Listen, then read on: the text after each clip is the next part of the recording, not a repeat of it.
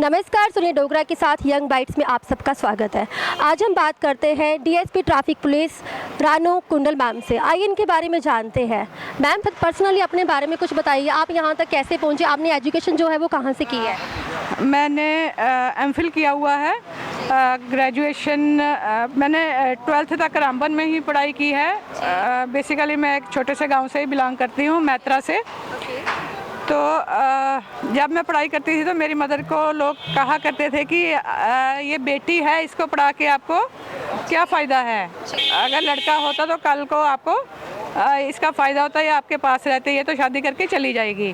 तो मेरी मदर ने कहा था कि नहीं, ये मेरी बेटी नहीं, ये मेरा बेटा ही है, ये जहाँ तक ये चाहेगी ये पढ़ाई करेगी, मैं इसको कभी नहीं रोकूंगी, क्योंकि उनके लिए बेटा और बेटी दोनों बराबर हैं।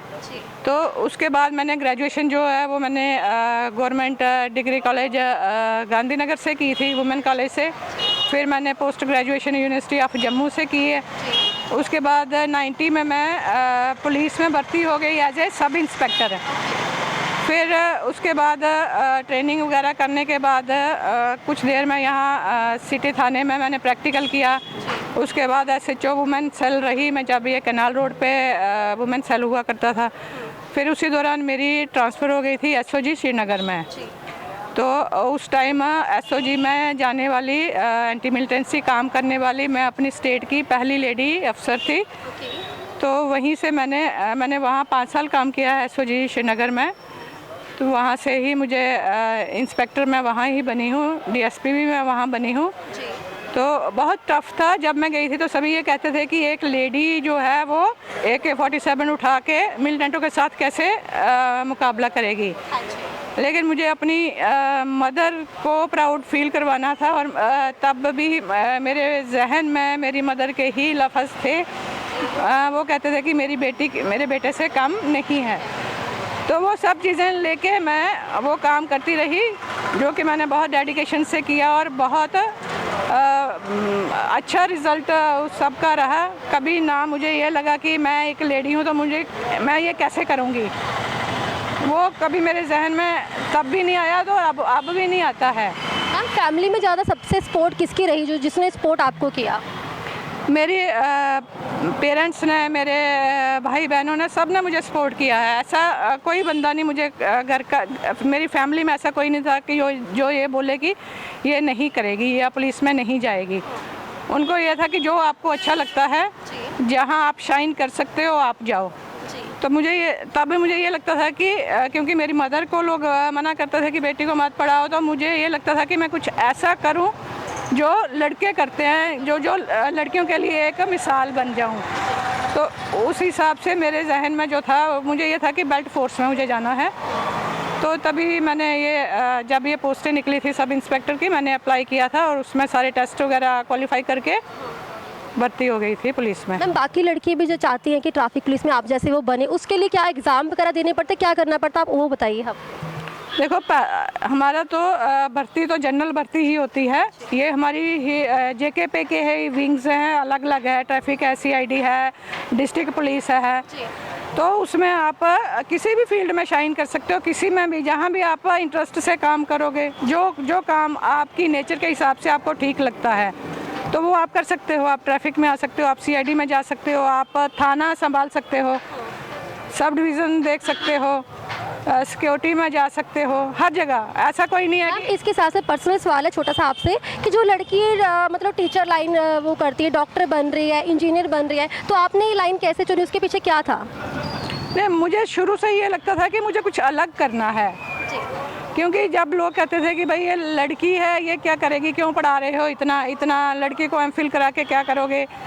तो मुझे तभी लगता था कि मैं इन सबके लिए एक एग्जाम्पल सेट करूं। और मुझे ये शुरू से शायद मेरी नेचर भी ये थी कि मुझे बैठने वाला काम अच्छा नहीं लगता था। एज ए टीचर बन के बैठना, जैसे बहुत अच्छा काम है टीचर का, वो समाज को बनाता है टीचर, लेकिन मुझे ये था कि मुझे थोड़ा एक्टिव जॉब चाहिए था।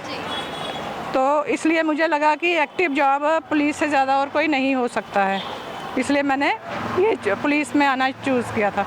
मैम इसके साथ साथ आप घर बैठे उन मर्दों को, उन पेरेंट्स को, उन इन लॉज को, उन भाइयों को क्या मैसेज देना चाहोगे जो कहते हैं कि औरत एक चार दीवारी में रही वही काम है, औरत का जो गहना वो किचन है, आज के टाइम उनको क्या मैसेज देना चाहोगे आप? नहीं, उन सब के लिए यही मैसेज है कि ऐसा वो ज़माना चला गया कि जब औरतें खाली किचन ही संभाला करती थी।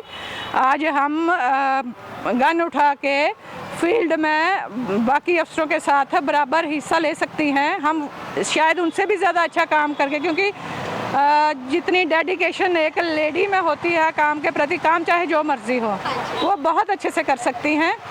इसमें मुझे कभी नहीं ये फील हुआ कि एक लेडी हूँ मैं तो मुझे ये काम नहीं करना है। या जब मैं एसओजी में थी तो हम कभी बीएसएफ के साथ ऑपरेशंस पे जा रहे हैं, कभी आर्मी के साथ जा रहे हैं, तो मुझे कभी ये नहीं फील हुआ कि मैं लड़की हूँ तो मैं कैसे करूँगी।